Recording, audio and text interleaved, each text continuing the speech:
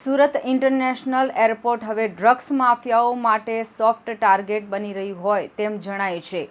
Air intelligence યુનિટે બેંગકોકથી આવેલી air India એક્સપ્રેસની ફ્લાઇટમાં તપાસ હાથ ધરતા કરોડોની કિંમતનું ડ્રગ્સ મળી આવ્યું હતું. આ સર્ચ ઓપરેશન દરમિયાન એરક્રાફ્ટની સીટ પાછળ છુપાવવામાં આવેલ હાઇડ્રોપોનિક ગાંજાના પેકેટો જોઈને અધિકારીઓ પણ ચોંકી ઉઠ્યા હતા. સુરત ઇન્ટરનેશનલ એરપોર્ટ હવે ડ્રગ્સ માફિયાઓ માટે સોફ્ટ ટાર્ગેટ બની રહ્યું હોય તેમ જણાય છે. એર ઇન્ટેલિજન્સ યુનિટ AIUએ બેંગકોકથી આવેલી એર ઇન્ડિયા એક્સપ્રેસની ફ્લાઇટમાં તપાસ હાથ ધરતા કરોડોની કિંમતનો ડ્રગ્સ મળી આવ્યું હતું.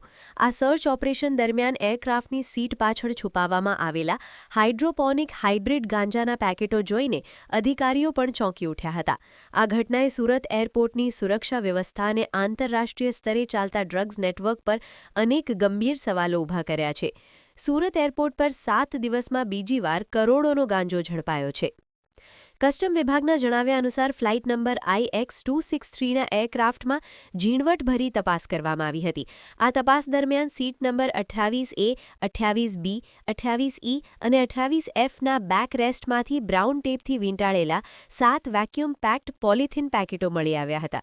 આ પેકેટોમાં કુલ 1972.20 ગ્રામ હાઇડ્રોપોનિક ગાંજો ભરવામાં આવ્યો હતો. ઉચ્ચ ગુણવત્તાવાળા આ ડ્રગ્સની આંતરરાષ્ટ્રીય બજારમાં કિંમત અંદાજે 1.90 કરોડ આંકવામાં આવી રહી છે. અધિકારીઓએ તાત્કાલિક અસરથી તમામ મુદ્દામાલ જપ્ત કરવાની કાર્યવાહી કરી હતી. ડ્રગ્સના પેકેટો મળી આવ્યા બાદ કસ્ટમ વિભાગે શંકાના આધારે 2 મુસાફરોની સઘન પૂછપરછ શરૂ કરી હતી.